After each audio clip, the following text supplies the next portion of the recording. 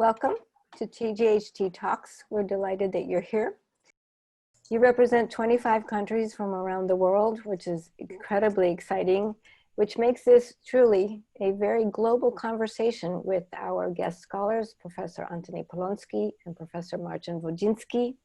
It really feels like we're coming together, especially this is important in this time when we're so far apart. So we're delighted that you've chosen to spend this time with us. And I would like to start out this TGHT talk with a special thanks to those of you who have supported, have donated to this program. We're very grateful because your donation allows us to continue what we believe is an extraordinary way of bringing people from around the world into this very complicated, complex, and intriguing conversation about Polish Jewry, past and present. We are honored tonight to warmly welcome Tad Toby, Sean Toby, and Shana Penn from Toby Philanthropies, along with our esteemed academic colleagues, our partners from around the world, previous TGHT Talk speakers, former and future, we do hope, tour participants, institutional partners in Poland, colleagues, and friends. We're delighted that you are here. And we're very excited that several new organizations have chosen to join us this evening. Among them, the Claims Conference, the Goethe Institute here in Warsaw, Hebrew University in Jerusalem, the National Library of Israel, the National World War II Museum, Oranim College, the Polish Institute in Tel Aviv, and the World Jewish Congress. So while we're waiting for a few more people to sign in, we'll just take a moment. I hope all of you are comfortable. We promise that this will be a very intriguing conversation. Those of us on the TGH Talk team were enthralled by our pre-webinar conversations with both Antony and Marcin. And if those are any indication of how exciting and intriguing this conversation will be, then you are all in for what will be a very compelling evening. Let me introduce our guests. It's a real pleasure and honor to introduce both of you.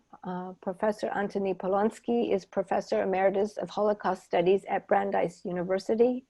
Since 2013, he has served as the chief historian at the Polish Museum of the History of Polish Jews. He is a prolific author and lecturer and holds honorary doctorates from the University of Warsaw and the Jagiellonian University in Krakow.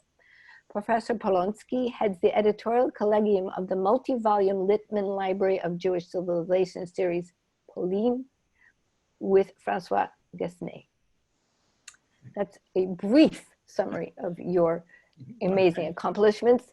Our guest is Marcin Wodzinski. Professor Wodzinski is the chair of the Toby Department of Jewish Studies at Wrocław University. His research focused mainly on the history and culture of Eastern European Jews, especially the Haskalah, the Enlightenment, and Hasidism. Among other works, Professor Wodzinski has published the Historical Atlas of Hasidim, which received the National Jewish Book Award for Scholarship. Congratulations, Marcin. And the book Hasidim Key Questions. Professor Wodzinski is one of the co-curators of the Polish Museum's 19th Century Gallery. Gentlemen, we're delighted that you're here. Enough with the introductions. The Zoom floor is yours. Thank you. If I may start, thank you for, first of all, thank you for inviting us. Thank you for 660 people to attend this event. I'm very happy that we have such a big audience. And I understand this interest in Polish Jewish is in some way understandable, coming from many directions, and interest in Polish and in Jewish in intersection, and this is broad field that obviously we will not address in 35 minutes that we have left, because it's very important that we want to keep at least 20 minutes for Q&As at the very end. So if anybody has any question, please send them on chat. Helisa will collect them and will ask as many of them as possible. 22nd of July, as you know, today. And before we come to responding to the question how and why Polish Jewish history matters, I would like to start with something more personal, Antony, if you allow. Yes. Because history, as any other scholarship, is not anonymous. It has face, it has name, and there are scholars who stand behind where we are in this scholarship, in Polish Jewish historiography. And you, possibly much more than anybody of your generation, exemplify of what Polish Jewish historiography is today. So I would like you to start with a personal story, how you came to Polish Jewish history. It is not such an obvious choice for a boy from South Africa, I understand, without any specific interest in Jewish history at the very beginning, right? Could you tell us more about how it came? Yeah, thank you very much. I'd also like to second what Marcin has said. I'm very glad that we are here this evening and that we're able to speak to this large audience. You're quite right that my initial interest in the area of Eastern Europe was in the history of Poland rather than the history of Polish Jews in the 20th century. How did I come to this? I didn't come from a Polish-speaking background. My mother's family were Russified Jews from Lithuania, my father's Yiddish speakers from Ruzhana in Belarus. They both emigrated to South Africa at the end of the 19th century. I grew up in very comfortable conditions in post-war South Africa. I soon became aware of the deep racial divisions in that society and came to feel considerable guilt at my parents' lifestyle, dependent as it was on African servants whom they, as representatives of the liberal section of the English-speaking minority, treated with, as they thought, a great benevolence and in my eyes, with extreme paternalism. In the late 1950s, when I attended the University of the Witwatersrand in Johannesburg, the main political division was between the liberals and the Marxist-Leninists. Those like myself, who adhered to the second group, did so in rejection of the paternalism we identified with our parents. Liberalism was merely a form of sympathy for Africans in their difficult plight, whereas we had aligned ourselves with the iron laws of history identified by Marx and Engels. These clearly demonstrated, we believed, that the conflict in South Africa was not racial, as was obvious to most people, but one of class in which we, mostly young Jews and Indians, could find our natural place in the struggle of the local proletariat, along with that of the whole world, for the socialist millennium. These were still my views when I went to study at Oxford in the early 1960s. Coming from what we saw as a fascist country, I began to look for a subject for my doctoral dissertation, and I wished to study the subject of right radicalism and fascism. I believed wrongly that all the interesting topics in the history of German National Socialism had already been investigated, and I was drawn to analyze what I thought were similar manifestations in Poland. As one who, in spite of my Marxist beliefs, rejected the rigid discipline and bureaucratic character of the Communist Party of South Africa, I was attracted to what I thought was Gomulka's independent Polish road to socialism. I accepted that in a socialist country like Poland, there was inevitably a loss of freedom. But I believed that this only affected the intelligentsia, and that which was in any case hostile to socialism, and that this loss of freedom was compensated by the higher rate of economic growth compared to the capitalist West and the greater degree of social justice. I was quickly disillusioned. People in Poland in the mid-1960s were very keen to explain to me what was going on, and it became apparent to me that the loss of freedom affected the whole of society, that it was more far-reaching than in my native country, and that made almost impossible any open discussion of the serious problems Poland faced. The economic system, with its shortages and distortions, was much less efficient than that of the West, while Milovan Djilas, the Yugoslav dissident, had clearly been correct when he identified the emergence of a new privileged class under socialism. Under these circumstances, I was greatly impressed by the socialist critique of the regime for allegedly betraying the interests of the workers, circulated in 1965 by two then young party members, the late Jacek Kuron, a person whom I admired enormously, and Karol Modzelewski, for which they were imprisoned in July 1965.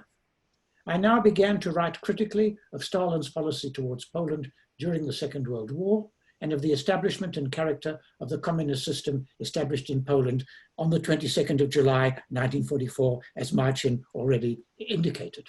I still believed that the communist system could be reformed from within. The years 1967-68 marked my final disillusion. I was alarmed that the Soviet Union and its allies could pursue policies which aimed at the destruction of the State of Israel, was disgusted that a faction of the Polish United Workers' Party, the ruling party, could use crude anti-Semitic slogans in a bid for power and to discredit student calls for democratization, and strongly identified with these calls and for Alexander Dubček's attempt to establish communism with a human face in Czechoslovakia. It was particularly painful for me that the African National Congress and the Communist Party of South Africa, with which I was identified, issued a statement in early September 1968 welcoming the fraternal intervention of the countries of the Warsaw Pact, including Poland, in Czechoslovakia. Thanks for this explanation, but Antony, I would like to go deeper into personal story in a sense that if I bring my humble analogy. I started studying Polish literature, which was a bit boring to me. So I moved to esoteric literatures. And for some strange reasons, my teacher knew better I should study Jewish history and culture than esoteric literatures. And he put me into the right track. But you know, you can say this is his decision, but of many interesting fields that they were available to me in the 1980s, he and I chose Jewish history and culture. So it is not that it comes just by chance. There is something structural. It's so many people who make this field into the main field of their studies. There's something structural, something in culture that brings us into study this. So my question is, what it was for you? I think that in my case, obviously I had a Jewish background. I went to general state primary school, but 80% of the students in the primary school were Jewish. So we had optional Hebrew classes from 8 to 9 in the morning. They were so optional that when one semester I decided I wouldn't attend them, so strong was the pressure that I was forced to attend them. And South Africa was a highly it was a society in which the different ethnic groups were entirely separate. Jews were separate from other English speakers, from Afrikaners, from Indians, from Africans. I grew up in a largely Jewish environment, so this came with it. But what really led me into involvement in Jewish history was that after the defeat of, I identified strongly with the first Solidarity, with the Committee for the Defense of the Workers, and with Solidarity as it emerged. And like many people in Poland, I was shocked and surprised by the relative ease with which martial law was established. Of course, we shouldn't have been. The government had an army, which we did not. And a number of my friends, I won't mention all of their names, people like Adam Michnik, for instance, mentioned or felt that, that one of the reasons for the defeat of the First Solidarity had been its failure to make a proper reckoning with the chauvinistic and anti-Semitic currents in Polish life. And I mean, this was certainly the case, that there were such elements within Solidarity. And they encouraged me to seek contacts within the Jewish world to alleviate the obvious gap between Poles and Jews, insofar as these are separate and discrete groups, which of course is not always the case. They were right to point to the bitter feelings harbored on both sides of this divide. And because of my connections in the Jewish world and the fact that I'd had a Jewish education, although as a Marxist-Leninist, I'd rejected it, and having become a socialist, I still regarded it as somewhat marginal. I participated in the series of academic conferences in the 1980s, which attempted to bridge the gap between Poles and Jews. And then I became the chief editor of the yearbook Pauline Studies in Polish Jewry, which attempted to encourage research into this problem on an interdisciplinary basis and from a variety of viewpoints. And like you, I became fascinated by this topic, which in a way was my own history. In the last 35 years, particularly since the end of communism in 1989-91, an enormous amount of research has been undertaken on all aspects of the Polish Jewish past. And I was privileged to encounter a large number of people. I can't mention them all, but I'll just mention a few of the names of people who really influenced me. Yisrael Gutman from Israel, Choneh Shmeruk from Israel, Józef Girowski, Jerzy Tomaszewski, Jan Bloński in Poland, Raphael Scharf in the United Kingdom, Richard and Irene Pipes, Zbigniew Brzezinski. A number of these people, Felix Scharf, Richard and Irene Pipes, were people who were both Poles and Jews, people for whom integration and acculturation was part of their lifestyle. And this is the situation in which I became involved and became fascinated by this topic, which, as I say, also harmonized with my own life. My mother's family was a family who were acculturated. My grandfather had been at the gymnasium in Mariampole in northern Suwałki province, now one of the, it was a stronghold in the development of Lithuanian nationalism.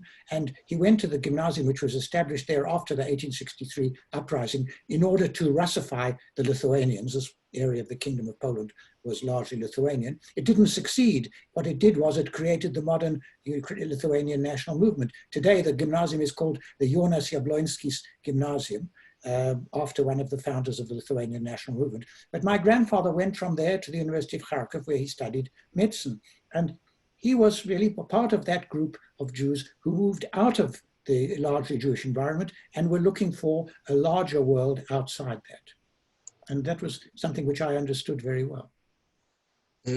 But let me go still a bit further. From my Polish perspective, what you are describing, I would call as an element of cultural opposition, anti-communist opposition.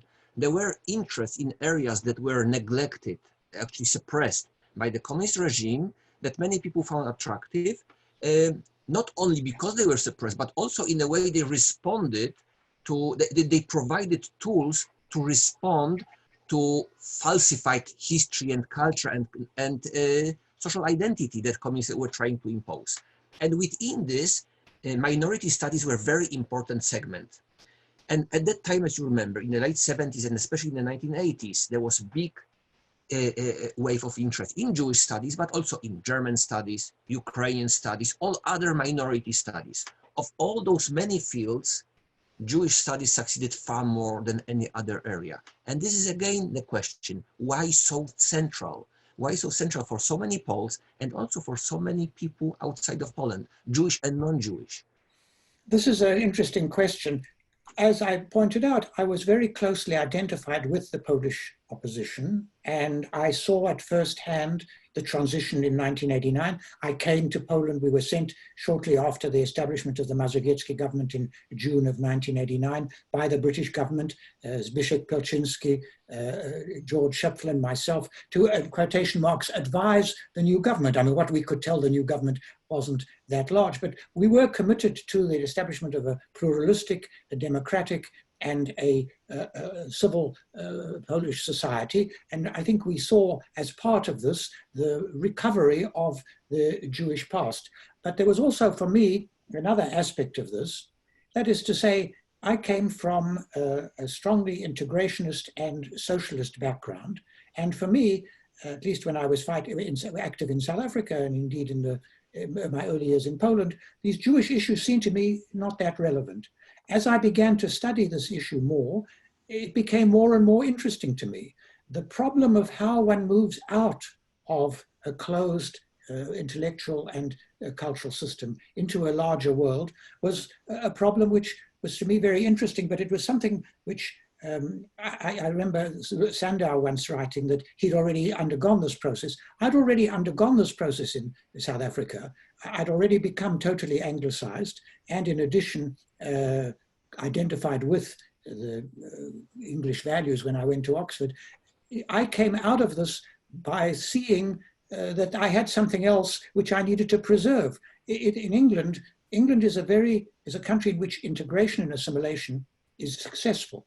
But anybody in this country, particularly somebody who has more or less a white skin, can rise to any level. But in order to do that, you have to become English. And that's quite easy to do, but it means renouncing something of yourself. And the more that I was in England, the more unwilling I became to do this. So this was part of my involvement in why I became involved in this. I first became involved because it was something which was important to people who were in the Polish opposition. And I had something which people needed. I had contacts in the Jewish world. I knew the Jewish languages. I knew German and I knew Hebrew. If you know German and you know Hebrew, one shouldn't say this too loudly. Yiddish is quite easy.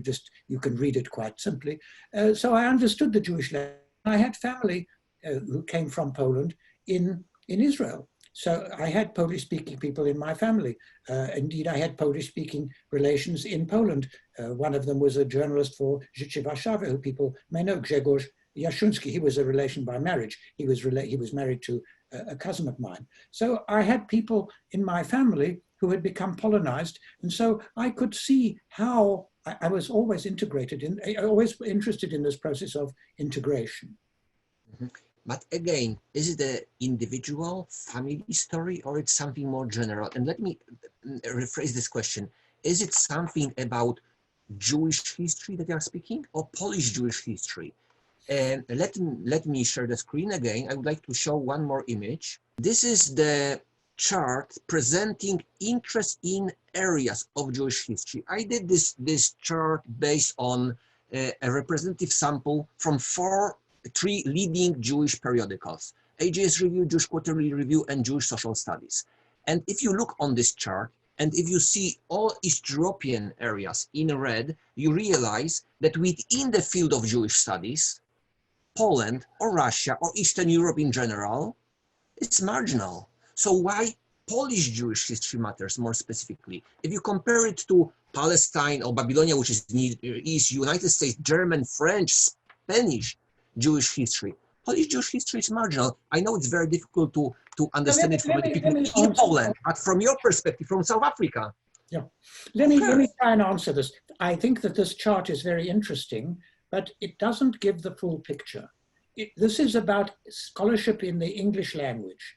And there's no doubt that in the English-speaking world, the acquisition of foreign languages is something that people find difficult. I didn't find this difficult because I grew up in South Africa, which was a bilingual country. I mean, there are 11 languages, but when I was there were 2 official languages, and everybody spoke them. And my father, who was an orthopedic surgeon, he had a practice among policemen and miners because traumatic injuries occurred among these people. He was completely bilingual. I figured if he could be bilingual, so could I. So these figures are not completely representative because they don't take into account the research which is undertaken in Poland, much of which you've encouraged, but which other people have also encouraged. I won't mention the number of, there are several important journals here, Studia Judaica and so on. Also the research which is taking place in Israel, and also, although, there are problems with Russia, the research which is taking place in Russia, in Belarus, in Ukraine, and Lithuania. So I think that the chart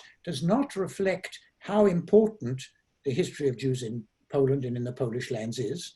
But even if the number of people studying this in the English-speaking world is smaller than it should be, this doesn't detract from the importance of this. So why is this history so important? Well, here I think we need to define the field. Today, we think of Polish and Russian Jews as separate entities. When we try to raise money for Poland, people would say, I'm a Russian Jew. Why should I give money to a Polish periodical? And it's certainly the fact, certainly the emergence of separate Russian and Polish Jewries was one of the consequences of the developments of the 19th and early 20th centuries. Just let me tell you a foolish story here. My grandmother was completely Russified. She left Russia when she was 12 because her family emigrated, but she took with her the prize which she won in the 6th year of primary school, which was the complete works of Gogol. And when I said to her, I'm working on Polish history, she said to me, the Poles are a cruel people. I was rather shocked by this. I said, you're just mouthing the usual Jewish chauvinist rubbish. She said, no. If you read in Taras Bulba, how when Taras, that's one of Gogol's great stories, when Taras's son, who was having an affair with a Polish noblewoman, is captured and is executed by the Poles in the Rynek Starego Miasta, the market of the old place in the old town in Poland, in Warsaw, the whole of the Polish nobility come to watch him being tortured in a horrible manner. So she had adopted an entirely Russian view of Poland. So the fact is, although these two Jewries emerged, in the middle of the 18th century, there was a strong sense of the common character of all the Jews who lived in the Polish-Lithuanian Commonwealth. And at this time, there were no Jews in Russia. The Russians only got Jews as a result of almost no Jews. They were only as a result of partition of Poland. By this time, the Jewish community in Poland, Poland-Lithuania, was the largest in the world. It had a continuous history going back to the earliest Jewish settlement in the 10th century, and particularly from the establishment of a viable community in the 13th century. The Jewish population had increased rapidly, largely through natural increase, but also from immigration. By the middle of the 17th century, it was probably 250,000, and by the middle of the 18th century, it was 750,000. One doesn't want to downplay the importance of other Jewish communities, those in Germany, Italy, and the Ottoman Empire in particular, but it's from these lands, the lands of Poland, Lithuania, the lands shown in that very big map in the 19th century gallery, of which you were partly responsible at the Polish Museum, that the majority of world Jewry, whether in the state of Israel or in the diaspora, trace their roots. So this is the first reason why we should be studying this. This is the Jewish heartland, even though today the numbers are relatively small, but there are still significant communities in all of the areas which made up the Polish-Lithuanian Commonwealth: Poland, Lithuania, Ukraine, Belarus, and Russia itself. And not only was this the largest Jewish community in the world, but it was here, as you've demonstrated in your own research, that very important aspects of the Jewish religious tradition developed, in particular Hasidism, a radical pietistic religious revival, and its Misnagdic opponents, who reformulated the basis of rabbinic Judaism. I just mentioned two names, of course, the Baal Shem Tov and the Vilna Gaon. I could mention many others. We mentioned Isaac of Varka before, but there are very, very large numbers of these people. Secondly, this area was the seedbed of modern Jewish politics.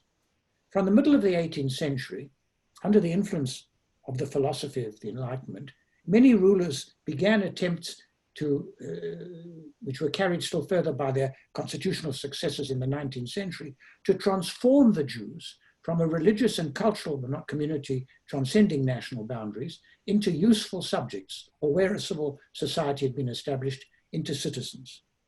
In Eastern Europe, though a minority of the Jewish community welcomed such a transformation, the process was difficult and protracted, and a new period began with the pogrom wave of 1881 throughout the Ukrainian lands, the storms in the south. As a consequence of this pogrom wave, the Tsarist government now, for the most part, abandoned any attempt to transform the Jews into useful subjects and concentrated on limiting what they saw as the harmful activity of Jews on the situation of the peasantry, which greatly worsened the economic situation of the Jews and led to a huge wave of emigration. 2 million Jews left the Tsarist Empire, including the Kingdom of Poland, and created new Jewish communities or transformed new Jewish communities in the New World and in Western Europe. In addition, the abandonment of the Tsarist government of its attempt at forced integration created a major crisis for the previously dominated integrationists. On the one hand, within the new Jewish politics, there were those who argued that the Jews were not a religious group who could be incorporated into the surrounding societies in the right political and social conditions, but a proto-national group like the emerging Lithuanian, Ukrainian, and indeed modern Polish nation. They should seek a national homeland, either in the historic heartland of the Jews in the Middle East or elsewhere, or alternatively a non-territorial form of national autonomy in the Tsarist and Habsburg empires. So this Jewish nationalism is one of the results of this crisis, and it begins here in Eastern Europe. Jews also now began to support the burgeoning socialist movements which were emerging throughout the Tsarist empire and indeed in Austria-Hungary. They did so for a number of reasons. Socialism seemed to be in harmony with Jewish messianic aspirations. It appealed to the growing impoverished elements in Jewish society, and it seemed to offer a better prospect for integration. In the view of the socialists, anti-Semitism was incited by the capitalists to preserve their rule. Once capitalism had been abolished, or at least substantially reformed, the barriers to Jewish integration would fall. And these new movements, socialist and nationalist, spread from the Pale of Settlement to the Kingdom of Poland, to Galicia, and to the rest of the Jewish world, even to Prussian Poland. And they dominated the Jewish street until the Second World War, and indeed until 1948. They were crucial in establishing the political culture of the Jewish settlement in Palestine and the Jewish and the Israeli state. And we indeed have a volume of Paulin which will investigate this. A third reason for the importance of the East European Jewish Center, and this comes back to what you said about literature, is the literature which was produced by the members by the members of this community in the modern period. The new Jewish politics brought about the modernization of both Hebrew and Yiddish and the emergence of a flourishing cultural life in both languages. I don't want to make lists, but we could mention among the Yiddish writers Mendel Lamocha Seforim, Shalom Aleichem, Yitzhak Leibush Peretz before the First World War, the Singer brothers and David Bergelsen, Singer brothers in Poland after the First World War, David Bergelsen, Peretz Markish, David Hofstein, Kadia Maladovskaya in the Soviet Union.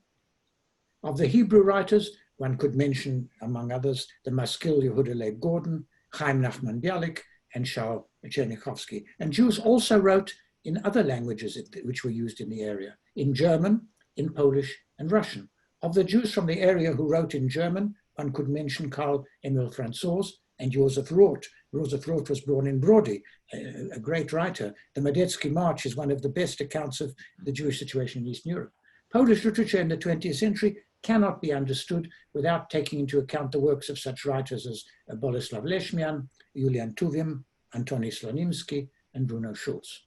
Of the 4 Russian language writers who've received the Nobel Prize for Literature, 2, Boris Pasternak and Josip Brodsky, were of Jewish origin. Pasternak, again, how Jewish you can argue. Osip Mandelstam and Isaac Babel, though their lives were tragically cut short, are also writers of world stature, and I could mention many others. Finally, the area also played a crucial role in the development of Jewish popular culture, Jewish popular theater, Jewish popular film. And in Poland, as in the United States, and indeed as in Russia, the influence of Jews on Russian and Polish, or Polish and Russian popular music was enormous. Adolf Wars, Jerzy Peterburski, Tango Milonga, and so on. You may say only Poles know about this, but this is a very important part of Polish culture, and it's something which should be more widely known in the Jewish world. Finally, for those interested in the political history of the Jews, the reasons for the failure of integration in the Polish lands and for the growth of anti-Semitism in Poland, particularly after 1935, remain topics of lasting significance. And so too is the failure of the Soviet attempt to create a form of socialist autonomy. We need to look at the history of the Soviet Union again, and we need to look at these Jewish aspects of it. One of the reconciliations which we still have to achieve is one between Poles and Russians, and I'm afraid that seems to be further off in every day, but there is there are a lot in common. I mean, I've never seen better productions of, for instance, the opera Queen of Spades than the one I saw in the Warsaw Opera House. And many people like Józef Drawicz, Polish cultural figures, understand Russia much better than many people in the West, but this is a different topic. Antony, I'm very sure that what you said was enlightening, first of all, but also very dear to many Polish imperialists. Because with Polish or Poland, you cover everything from San Francisco to Vladivostok, in a sense that you combine Polish Jewry with East European Jewry, right? And then you spoke about their inheritance outside of Eastern Europe, outside of Poland. So if we speak about Polish Jewish history, where are the boundaries of Polish Jewry? There is a problem that, firstly, the boundaries of Polish Eastern Europe are not the same as the boundaries of Jewish Eastern Europe. Sholem Aleichem is a good example. Where does he fit into this? Nor are they the same as the boundaries Polish or non-Polish. Sholem Aleichem was never allowed to call him Polish Jew. Well, it's a complete, but it's also the question of the boundaries of Ukrainian, the boundaries of Ukraine and the boundaries of Ukrainian Eastern Europe, of Lithuanian Eastern Europe, and of Russian Eastern Europe. These all overlap and they're not the same. But I think that I was very much influenced by Tim Snyder's The Birth of Nations. I think we need to think of what are the things which this area has in common. And the emergence of the Jews as a nation on these lands is similar to the process whereby on the Polish lands in the 19th century, they emerged the modern Lithuanian and Ukrainian nations, and in some senses the modern Polish nation, but also the modern Jewish nation. And the emergence of Russia, one of the problems of Russia is Russia has never moved from being an empire into being a state of the Russians. Maybe it can't do this because of its geography, but nevertheless, the same processes are to be found in all of these areas. And in addition, all of these countries fall east of the line in Europe, on the map, which is not shown in Europe, east of which serfdom was in west of which serfdom disappeared from the 16th century, but east of which serfdom was actually strengthened and intensified. And this created a sort of plantation type society. I'm afraid in many ways, you can understand the present Polish presidential election as an election in which the Lud, the ordinary people, defeated the Szlachta and intelligentsia. I mean, this is a different problem, but this division remained very important. And it's, of course, this division which made possible the special role which Jews played, but also created a problem for the Jews, because when you have integration in Western Europe, the Jews want to integrate with the middle class. In this part of the world, the Jews can't become members of the Szlachta, except by converting and intermarrying. And they don't want to become peasants, although the word peasant sounds funny now, small farmers. And so this is one of the reasons why integration didn't prove that successful. But I think that what is very striking is what these areas have in common. And as regards Polish imperialism, I mean, the fact is, it's a question of who pursues it. There is no question that Polish cultural influence east of the Curzon line is very great. The problem is it was identified with political domination and is therefore rejected. But you only have to go to Lithuania to see how many monuments there are to the 1830 and to the 1863 insurgents, who were essentially local Poles. I mean, for the most part, Lithuanians did not support this insurrection. And I think that in the right conditions, we can get beyond these narrow national histories. And that is also important in relation to the way in which we configure Jewish history, because as Jakob Goldberg argued, there is no Jewish history without understanding the history of Poland, just as there is no Polish history without taking into account the contribution of the Jews. One might say the same, putting into these same places Ukrainians, Lithuanians, and maybe even Belarusians, although only now does there seem to be a real development of a Belarusian national idea. Well, I believe we will have to wrap up soon because we want to have 20 minutes for questions, right? So let me ask the final question from me about where you think study of Polish Jewish history heads to.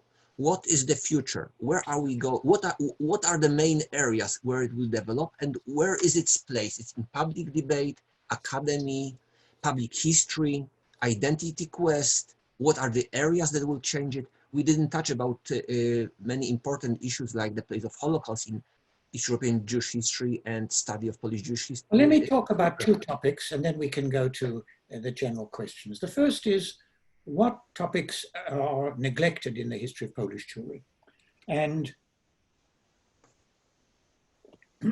one is, as I've mentioned, the attempt to integrate the Jews was not successful in the Polish lands. It did lead ultimately to the granting of full legal equality in the Kingdom of Poland and subsequently in Prussian Poland and Galicia, although not in the Tsarist Empire. But integration was not followed, political integration was not followed by social integration. And in addition, the hope that independent Lithuanian and Polish states would prove democratic and pluralistic and would find an appropriate place for their Jewish minorities was proved vain. Nevertheless, the fact is that a significant minority of Jews in this area were either Russified or Polonized. And if we take the Polish case, the degree of linguistic acculturation was developing very rapidly in the late 1930s. Kamil Kijek has demonstrated this. So we need, I think, to investigate the reasons for the failure of integration and what happened to the Polonized minority. And one area in particular where there really has been inadequate research is intermarriage. Everybody has friends who come from mixed marriages, that is marriages between, insofar as these are separate categories, Poles and Jews. But we've never had a study of this, of the sort that we have in Germany or as we have in the United States. Secondly, I think that what I tried to do in my 3-volume history was to synthesize the research which has been done in the last 50 years and build on the work of people like Maya Balaban, who stressed the importance of literature in the understanding of the history of the Jews, and Szymon Dybnow, who stressed the common features of Jewish evolution in both Poland and Russia. Where we need a synthesis now is in our understanding of Poland under Nazi occupation. There are certain aspects of this problem which are clear. The initiation and the carrying out of a policy of mass murder was the work of the Nazis, and it was carried out by the German people who, for the most part, followed the Nazis. But everywhere where the Nazis established themselves and attempted to carry out this policy, they offered strong incentives to those who cooperated with them, economic and political, and punished savagely those who resisted. And this was the case in Poland, but it was also the case in Belarus, Ukraine, and Lithuania. It was also the case in Western Europe, where you had also state-level collaboration. We now know that there was quite a good degree of low-level collaboration, that there was considerable, that there were very many courageous people who attempted to help Jews, but that there were also people who participated in the mass murder of the Jews, in some cases only incited, but without actual German involvement. We need to study this in a dispassionate and scholarly manner. What we don't need is further examples of what one might call the wars of suffering, the attempts to prove that we suffered more than the other. What we need here is a dialogue. The dialogue is difficult to achieve because we're talking about two different sorts of history.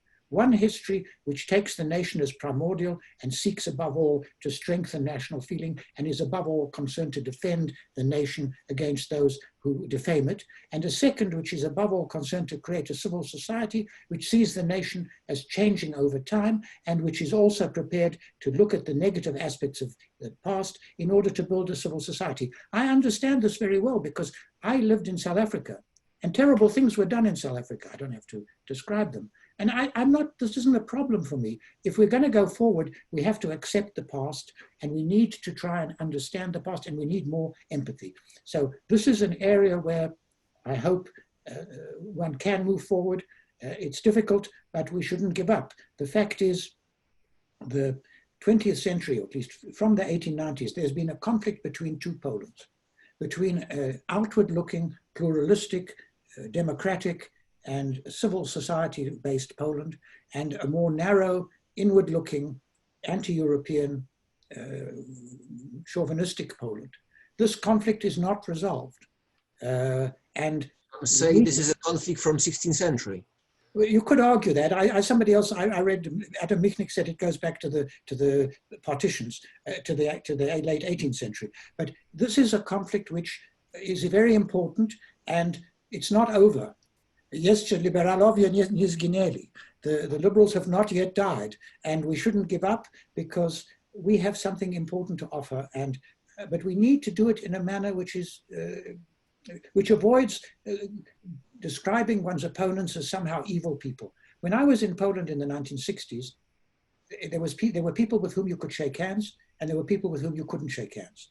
This was a very bad thing. We have returned to that situation. It seems to me that this is a very unfortunate situation, and it's something out of which we need to come. And if outsiders like myself can help, I'm very glad. I do anything I can. I feel both an insider and an outsider. I feel quite Polish in many ways, but I'm also outside. I don't live in Poland, but I do observe very much what's happening. And I read the Polish daily papers, a painful experience. Somebody just commented, sounds like US today. Yes. It's not unique to Poland, it seems, but I believe this is last 15 minutes that we need to leave time for others to ask questions. And my last point is what we need now is to integrate this, is to create a new synthesis on the history of the Second World War, which will be acceptable to all people of goodwill, which will show the different sides of this very complicated problem, and in which it will not be necessary to attack one's opponents as either evil chauvinists or anti-Poles. Thanks a lot. Heliza, will you select questions to either Antony or me, or maybe just comments?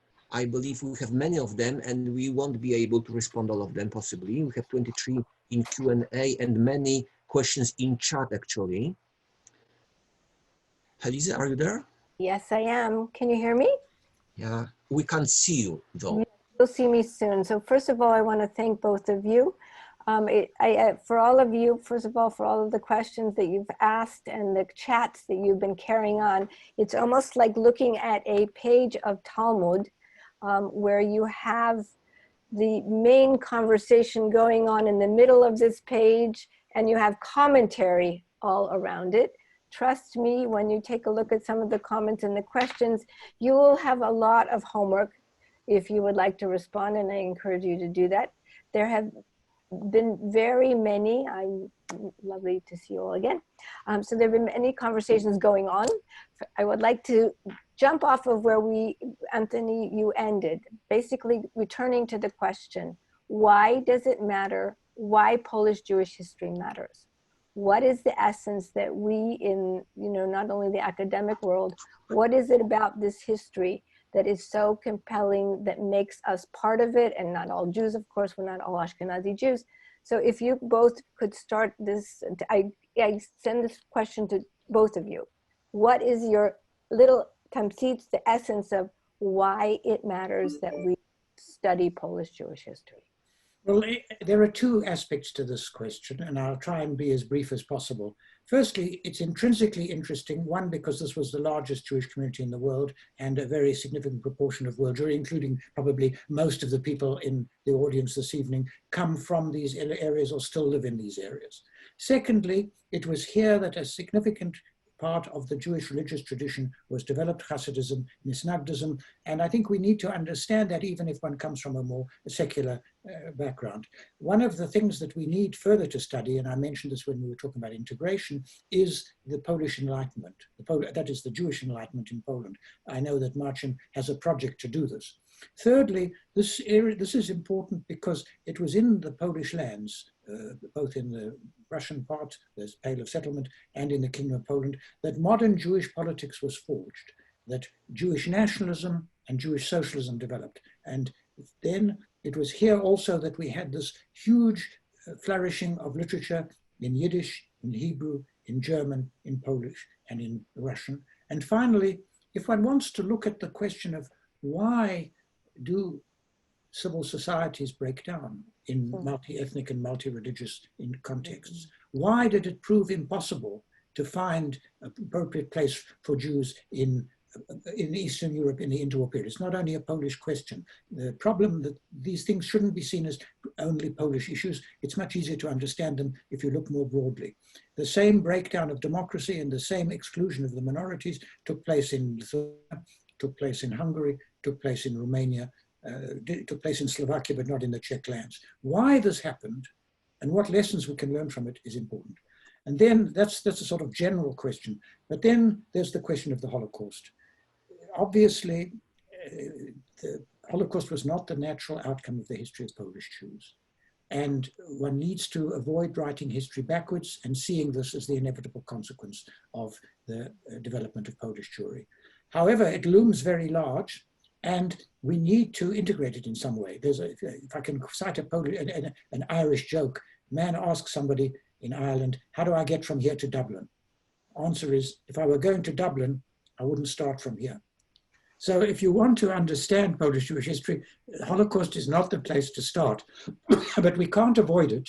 And as I said in my final remarks, making sense of this, integrating it, comparing the situation in Poland to the situation elsewhere in Eastern Europe, and reaching some degree of equilibrium is a very necessary part of Polish political maturation. And Jews can contribute to this. And this means understanding, just as we ask the Poles, and insofar as Poles and Jews are separate, just as we need empathy on the Polish side, we also need empathy on the Jewish side. We need to understand that there was a terrible occupation, that to save a Jew threatened not only your own life, but the life of your family. That this was not a situation in which the bystanders, to use the term which Raoul Hilberg used, were in the same position as the Good Samaritan, that he could either pass by the man beset by robbers or help him. To help the man beset by robbers threatened your own life. And this is a situation which we need to understand, and we need to understand it through dialogue and empathy. And therefore, this is something which we need to involve ourselves. And here I'll just say, the worst sort of dialogue is one which says, why don't you all admit you're a bunch of scoundrels, then we'll talk to you.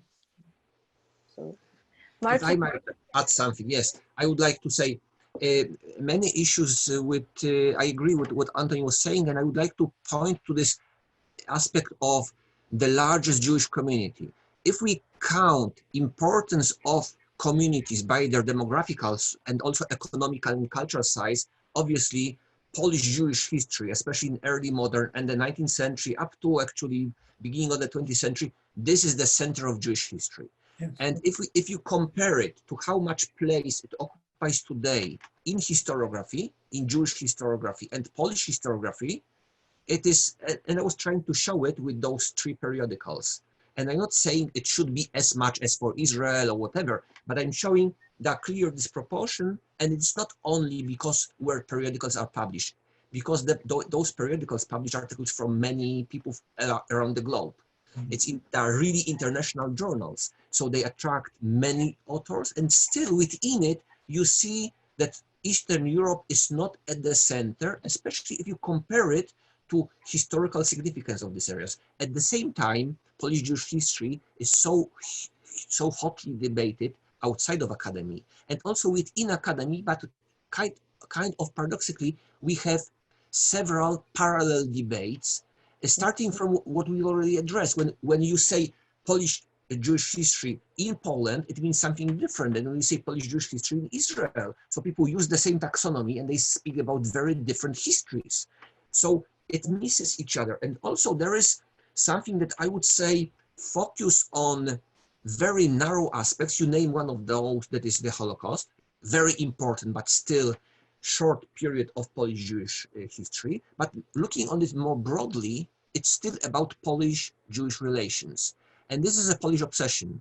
Poles believe that the Jews disappear when they stop looking at them, maybe, because whatever they are interested in Jews in relation to Poles and Polish history, which is obviously very important, but only part of Jewish history.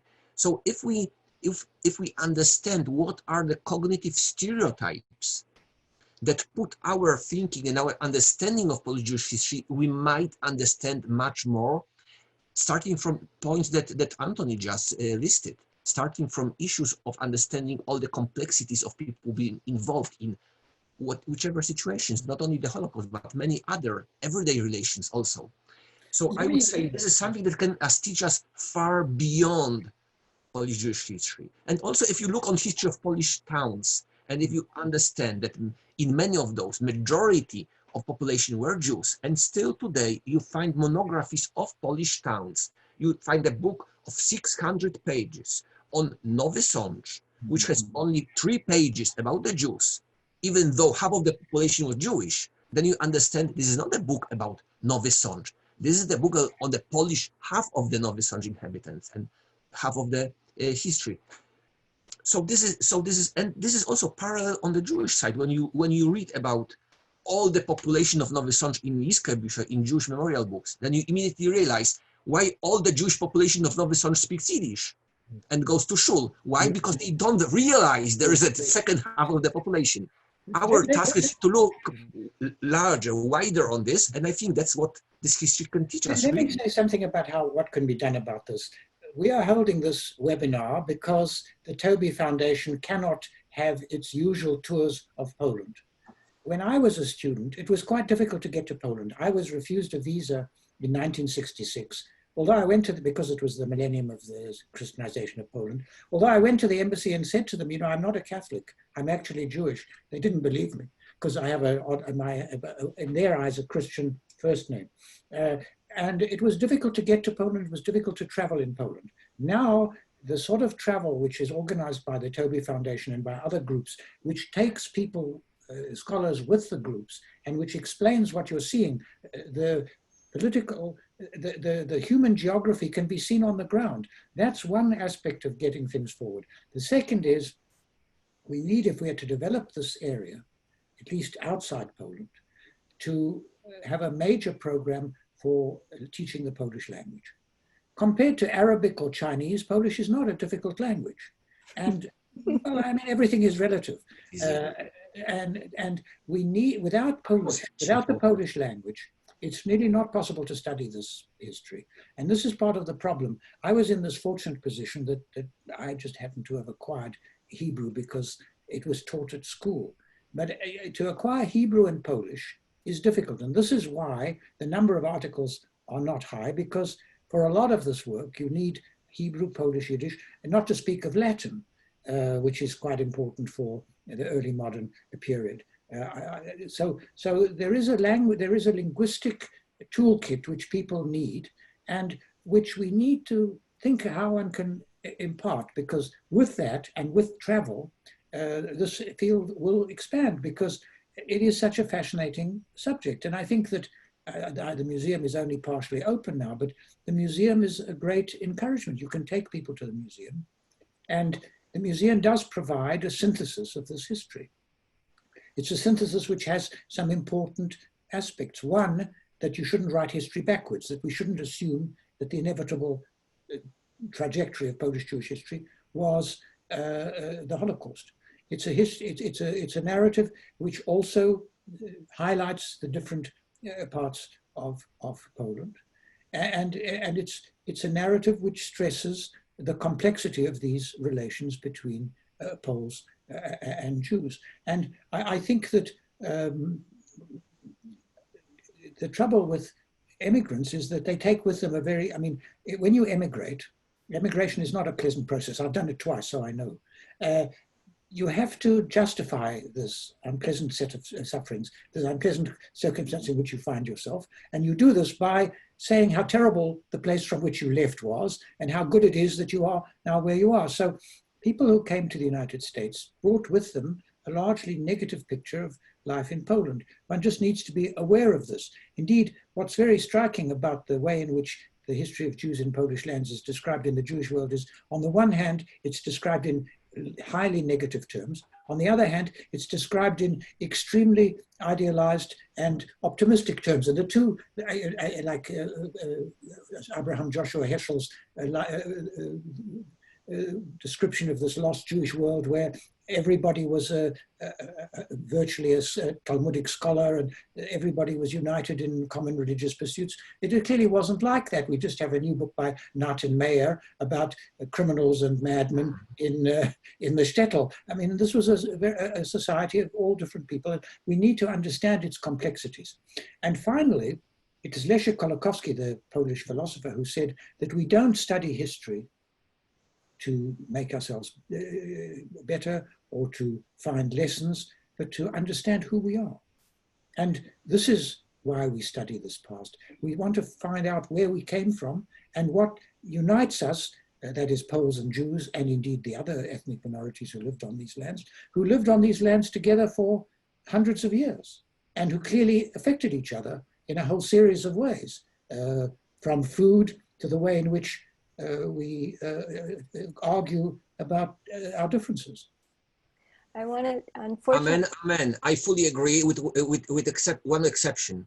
Polish is a difficult language. And many people in chat were saying so. I spent 2 years in Beijing teaching Chinese students Polish language, and I failed entirely. So no, I cannot accept this argument.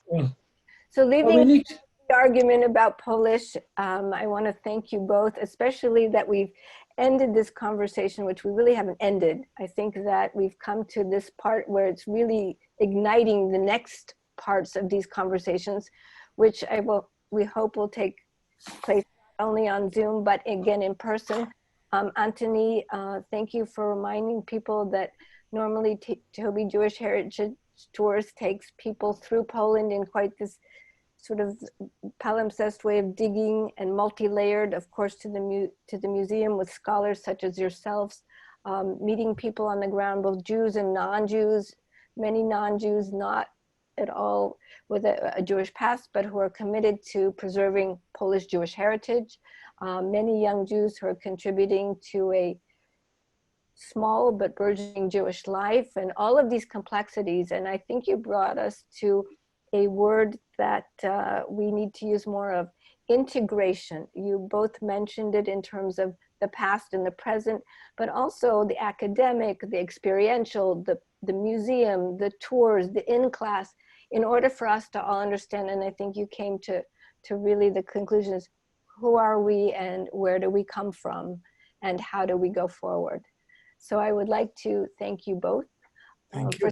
Off. You have questions to answer. I think they're edifying for all of us. There's some that we will be happy to jump in on.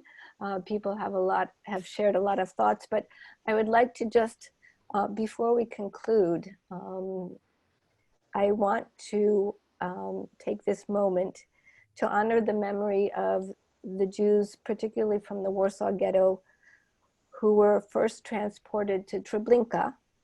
It was the first step in the Nazi German dissolution, destruction of the Warsaw Ghetto, which was clearly one of many ghettos. And it happened on this very day in July 1942. And those of us who are committed to history, whether we're learning it, teaching it, sharing it, arguing with that, it's important to take out this moment. May their memory be for a blessing.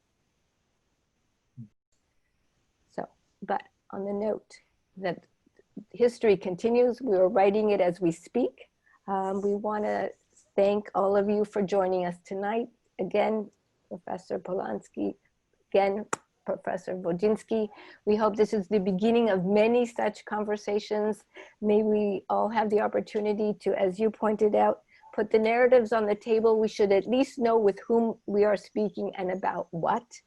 And so we invite you to the next TJHT talk with Professor Natalia Alekshin and Glenn Dinner, who will discuss Polish Jewish history as women's history. And I'd like, just in conclusion, to thank Helise, Jakub Liszak, and all those who facilitated this. It's been a wonderful experience to participate in it. I'm sure I speak for Marcin as well. It was something which we really enjoyed and from which we very much profited. And thank you very much. Thank you very much. And we look forward to seeing you all soon, hopefully in person. In the meantime, everyone, please stay well and healthy. And if I may say, wear a mask. Yes. Good night. Thank you. Cheers.